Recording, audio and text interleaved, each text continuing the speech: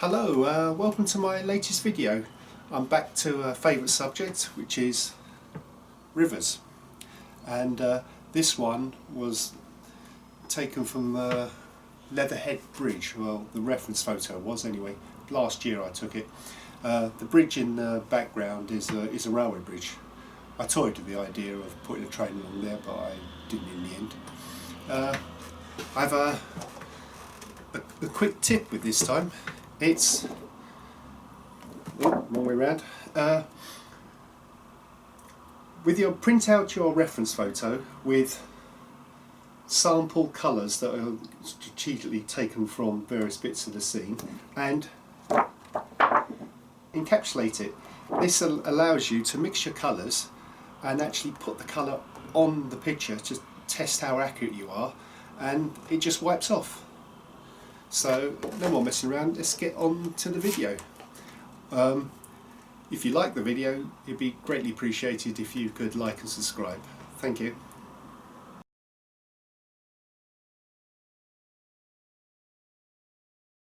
Right, so I've started with a very simple drawing. There's no point in going into great detail as you're going to obliterate it almost immediately. On this second stage you can see painting now, which is the blocking. It's you take the main sort of mid-level colour from each area and just fill it in. It's very fast and makes you feel like you've done something very quickly. Another benefit is you don't get little white spots when you miss it in the final one. I had just done the very simple sky in oils, and now I'm starting at the back of the picture and I work my way forward. You have to remember the trees in the background will be a little bluer and less saturated than trees in the foreground. This gives you the illusion of some distance.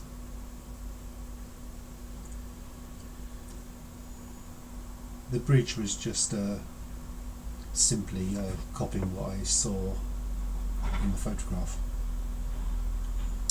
You might have just noticed that I brought a rule up there, and with that I used it as a guide to put the paintbrush along. And now on these mid-level trees I've used a rosemary texture brush to put on these little darker spots. This helps give you the illusion that there's more going on than there really is. And then now it's back to painting almost painting the individual leaves. It's fairly quick really. I'm using a rosemary flat brush number 8, and all I use is the very corner.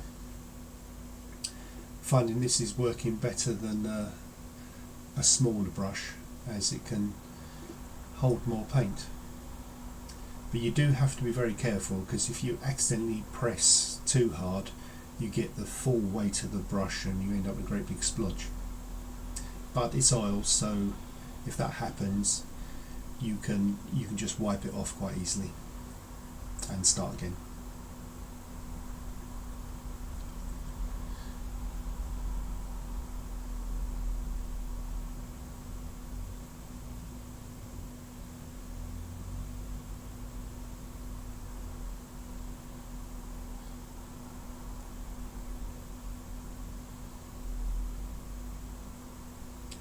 Now I'm just putting on the final highlights. It's always the best part, because the tree looks a little flat until you get those final little highlights in there. This tree I'm doing now, I'm not quite sure why, but it was less full than the one next to it.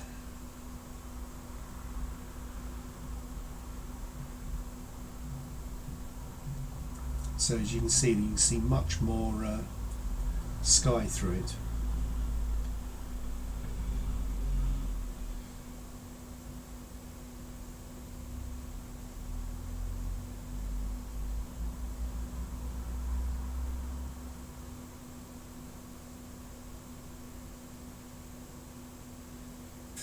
You may notice my little finger, I'm placing that as a kind of steady to get these little tiny leaf spots everywhere.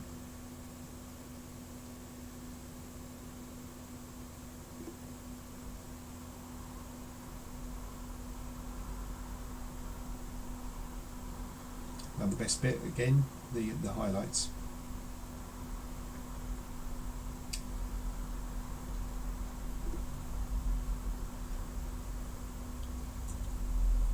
And there I just got the sky colour and added more holes through the trees.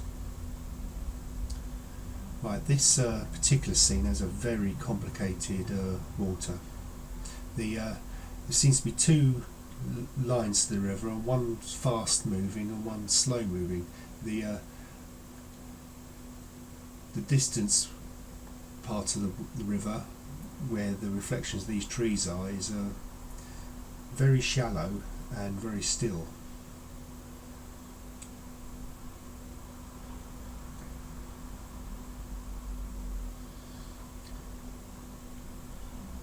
There I went back to just putting in the final details of what's going on below the trees before I tackle the river properly.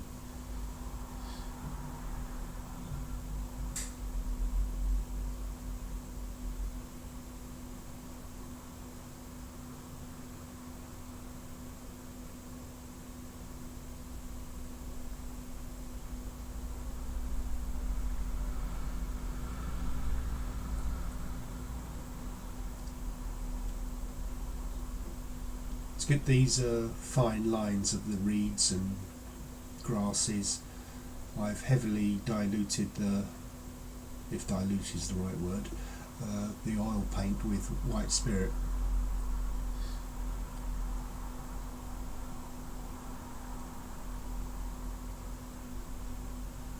Right, just refining the reflection here, whereas I'm just putting a dab of paint on and then smudging it.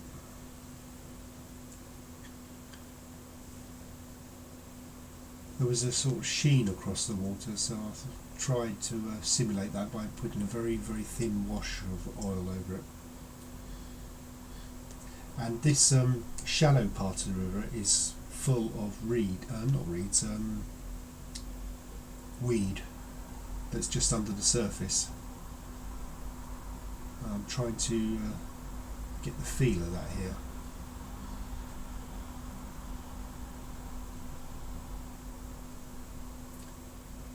A bit more of the wash over the top, try and push it back.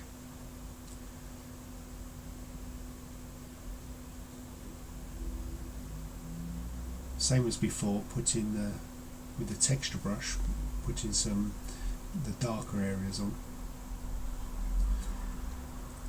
Now I'm doing the river proper, and I will be painting in the extra bits of sky, and at the same time the extra bits of shadow later.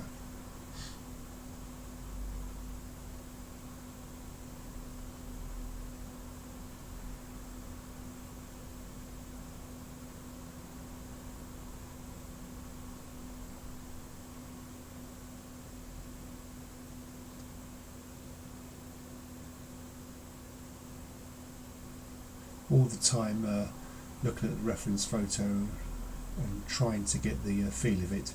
I'm not copying it exactly, but just trying to get the feel. And now we're down onto this faster moving, more turbulent part of the water.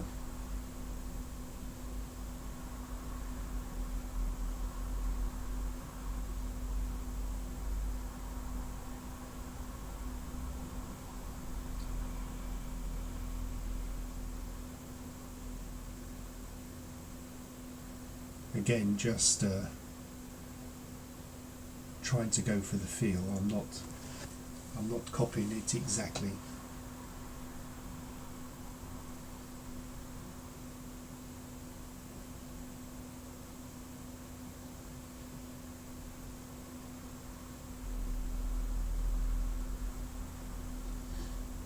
Right, I will come back to that river again, but I've decided to crack on with the other parts.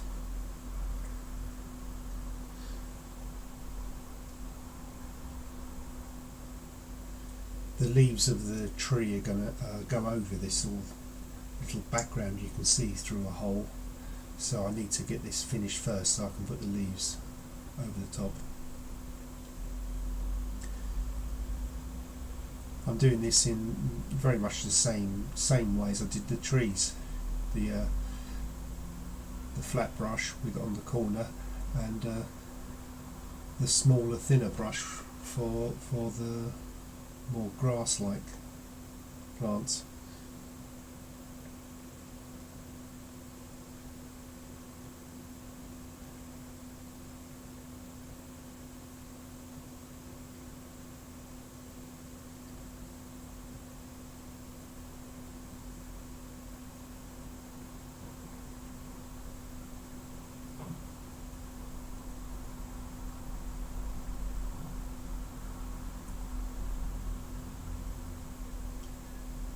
Getting closer to the foreground now, so the plants are larger, so you have to start to make the leaves really look like leaves rather than just suggesting them.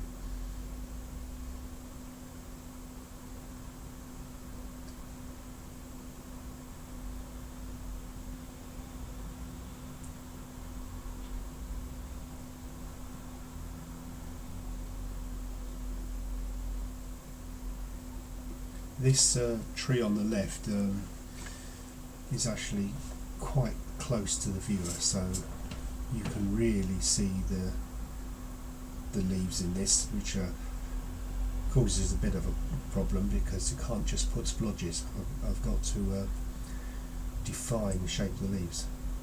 Although right now I've gone back to the trees are a little bit further back, so I can just use the normal technique for those.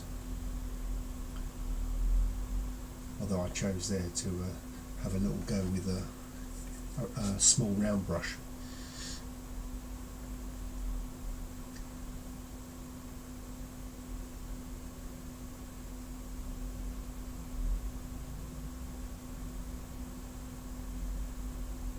See, I'm making a suggestion of the 5-sided leaves.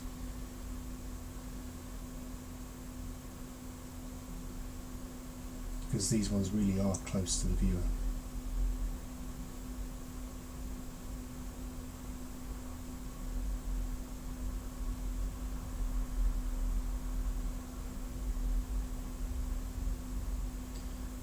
That background had dried, so I put an extra little, probably dead tree in there.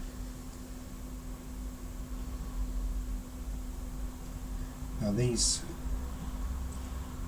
weeds down here are very close, so I've got to define these quite a lot. I'm starting with the darker shapes and then slowly lightening as I go.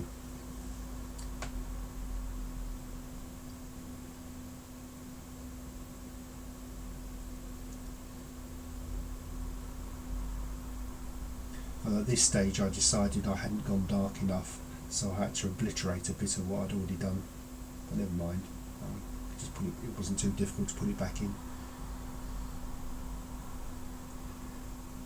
These weeds were mostly in the dark, but they did have spots of light on them, probably little gaps in the tree showing where the sun could poke through, so I put little spots of lighter leaves in here.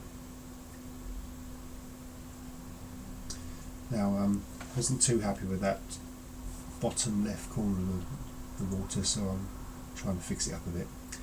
And there you are. I hope you enjoyed it.